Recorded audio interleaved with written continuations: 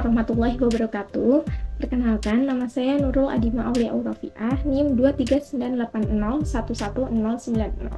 Saya merupakan mahasiswa PPG Prajabatan, bidang studi ilmu pengetahuan alam Rombel 6. Nah, di sini saya akan mempresentasikan hasil modifikasi RPP saya. Nah, ini sebagai tugas UTS mata kuliah pemahaman peserta didik dan pembelajarannya. Nah, pembelajaran yang baik adalah pembelajaran yang dapat menyesuaikan dengan karakteristik peserta didik atau pembelajaran yang dapat memerdekakan peserta didik. Nah, berdasarkan perkembangan, kebutuhan belajar, kemudian konteks lingkungan peserta didik, akhirnya saya memodifikasi RPP yang saya buat. Yang pertama, saya mengubah petunjuk langkah pembelajaran dari yang awalnya itu ada bulletinnya, kemudian saya ubah ke numbering karena langkah dalam RPP merupakan langkah yang urut. Jadi bisa dilihat di situ bahwa awalnya itu memakai titik-titik ya, yang ada di lingkaran merah itu hanya memakai titik-titik.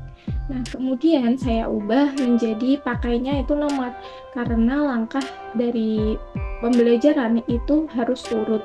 Tidak mungkin langkah yang di awal itu kita kerjakan di akhir dan yang akhir malah kita letakkan di awal.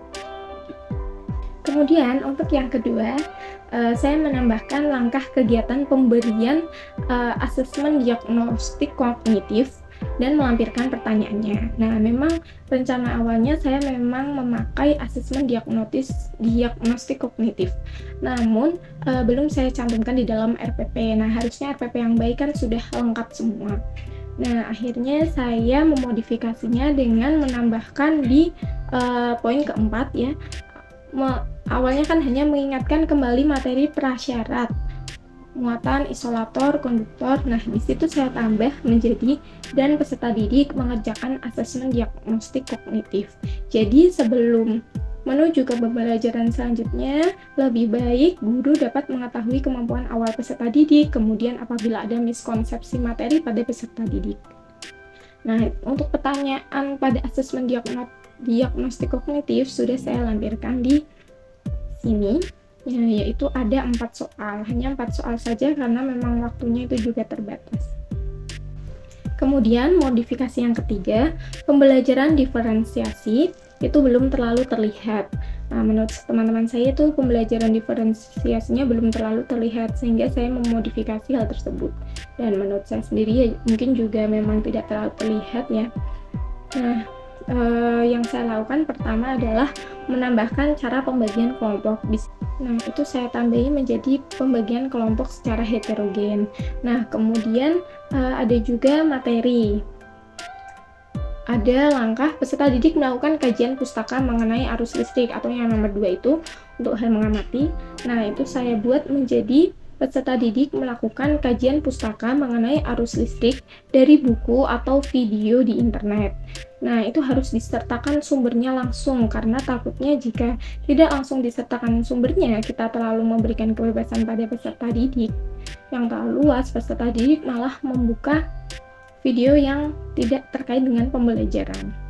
Nah, jadi saya berikan linknya. Nah, nanti dari link tersebut biasanya muncul video-video yang berkaitan dengan materi itu, jadi masih terawasi.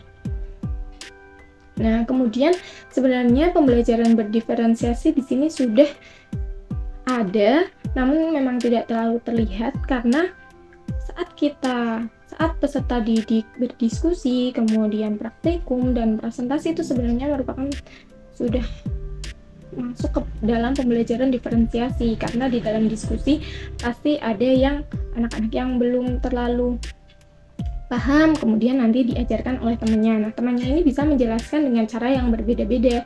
Ada yang melalui gaya belajar auditif atau visual, kemudian bisa juga menjelaskan dengan cara kinestetik. Saat praktikum juga akan ada anak-anak yang mencoba untuk simulasi di pad-nya seperti apa. Ada yang membuat gambarnya itu bintang, rangkaian listriknya ada yang bintang, kemudian ada yang membuat rangkaian listrik bentuknya kotak, ada yang bentuknya segitiga, jadi beda-beda. Nanti produknya juga pasti berbeda-beda di dalam LKPD-nya. Sekian presentasi modifikasi RPP dari saya. Kurang lebihnya mohon maaf. Wassalamualaikum warahmatullahi wabarakatuh. Semoga bisa dimengerti.